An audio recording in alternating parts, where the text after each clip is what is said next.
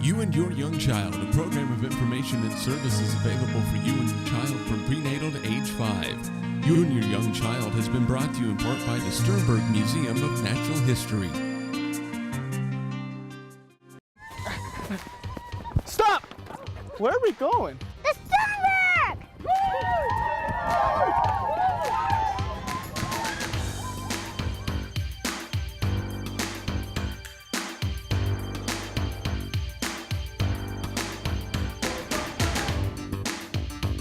Don't get left behind. We're waiting for you here at the Sternberg Museum, where there's always new opportunities for discovery under the dome. Hello, and welcome to You and Your Young Child, the program devoted to early childhood. My name is Dana Stanton, and I'm the coordinator of Early Childhood Grants for USD 489.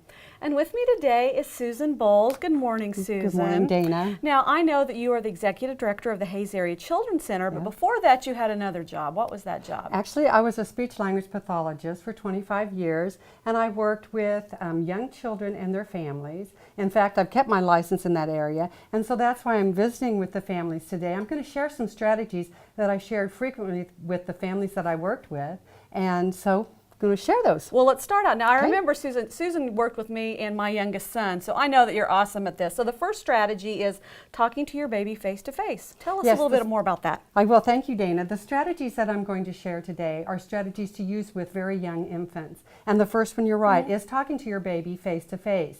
And this is a strategy that you want to use often with your baby, many times during the day, and you can use it right away after your baby is born. So we have our baby with us today. Oh, look at the baby. Baby Bunny. We brought Baby Bunny today. What you want to do is hold your baby so that your baby can see your face very close in their line of vision. You want to be within 12 to 18 inches of your baby's face because their vision hasn't quite developed yet, and if you get much farther than that, they can't focus on you very well. So you can either support your baby's head like this and hold your baby out like this, or if you want to, you can prop your legs up and let your baby rest on your knees, or you can hold your baby in your arms like this as long as you keep their head supported. And then you want to talk to your baby, and there's a strategy that's called mother ease. And mother ease is when you use a voice that has lots of expression in it. So not only do you have an expressive face, but you also have an expressive tone in your voice when you're talking to your baby. And you want to use very slower, slightly slower, and simplified speech when you talk to your baby. And you can just talk about anything that you want to, like, oh, you know, baby, we're having a good day today. Anything you want to talk about. And then you want to pause frequently in between your phrases that you use with your baby. And eventually what will happen is your baby will learn to talk back to you. At first, around 2 months, you might hear some simple vowels like eh and ah, and then later, around 4 to 6 months, your baby will actually start to babble back to you. And then that keeps developing. The babbling gets different and varies in the different vowels and sounds that the baby uses.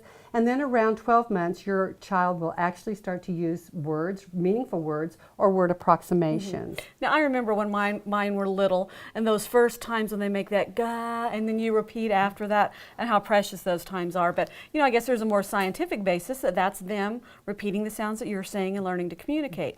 Now, after they get after 12 months, a year old, you know, the hearing is important, but the learning to communicate strategies come into play. And what are some of those you can tell me about? Well, you know, hearing is a very important part of learning to communicate for young babies. And that's the second strategy that I wanted to share today, helping your baby locate some sounds. So when your baby gets to be about 3 or 4 months old, they will learn to control their head muscles a little bit better. And that's when you see them, they can sit up with some support from their parents, and they'll start to turn side to side. So what you can do as a parent, you can take some simple toys.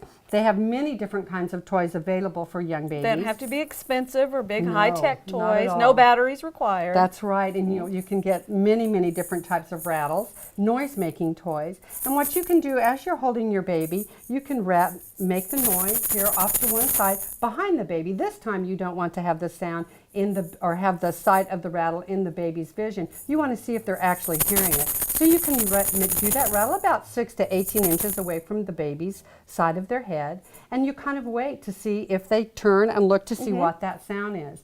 Many times at first, the baby will, their facial expression might change, but they may not look to see what that sound is. And that's when you could take that sound slowly and bring it in their side of vision so that they, oh, look, that's that rattle. And then, of course, you want to take time to play with your baby with that rattle and enjoy that activity together, because we don't want it just to be a therapy activity and we're just turning to sound. We want to enjoy that toy together. And then some other time you might do the sound on the baby's other side. Again, holding that rattle and seeing if they turn to both sides to see if they hear the sounds. There are many toys available. Like I said, a rattle works nicely. There's also some squeaky toys, and I believe one of these squeaks. Yeah, there you that go. one. Yeah. A squeaker is a nice toy that baby can turn to. They also have soft toys that many times have some crinkly paper inside. Yeah, I so remember you can those. use those as well. Yeah, and as the child continues to develop, in around 6 months, we see that infants start sitting a little more securely by themselves, and you'll notice that they'll notice sounds within their environment. For example, when my son was little, we had dogs that lived in the house, and whenever they walked across the tiles, you could hear their Clickety fingernails click, click, click. and my son would kind of raise his head and look like, what is that sound? Well, when that type of activity happens, you can pick up your child and take them over to the sound and say, oh, that's the dogs. Look, they're walking on the tile. Or another sound that babies notice right away is when the garbage truck is out in the back picking up your garbage, that noise, and they wonder what that is. Go ahead and pick your baby up and take them to the window and show them, oh, the garbage truck is here. They're taking our trash away. Isn't that nice? So you're teaching your baby to use their hearing, but you're also teaching your baby what's happening in their environment and labeling everything that's happening around them. And all of that will promote their communication. Now say that you have a baby and they're 8 months old, 9 months old, and they're not doing these things. And sometimes moms have a little sixth sense that maybe something's not right. Is there somewhere they can go just to make sure that be either reassured that baby is fine or maybe that baby needs a little intervention? What would you say to those parents? Well, yes. What I would have them do is to call the Hayes Area Children's Center. We do have an early intervention team there at the center, and we do also hold monthly developmental screenings. So if you call our center, which is 785-625-3257, you can set up a screening appointment and make sure that everything is okay. And if there is some delays or some concerns, then we can look at that child more closely and give you the help that you need. Okay. Now, is there a website for the Children's Center, HA? Yes, there is, www.hacc.info. Yes, and if not, you can get it at INFO. INFO. If not, you can go to HayesParents.com, and all that information is there too, including information on getting the screening. So That is true. thank you so much, Susan. Wonderful information. Thank you, Dana. Parents, you've been watching You and Your Young Child, the program devoted to early childhood. Parents, remember, you are your child's first and best teacher. Thank you. You and Your Young Child, a program of information and services available for you and your child from prenatal to age 5. You and Your Young Child has been brought to you in part by the Sternberg Museum of Natural History.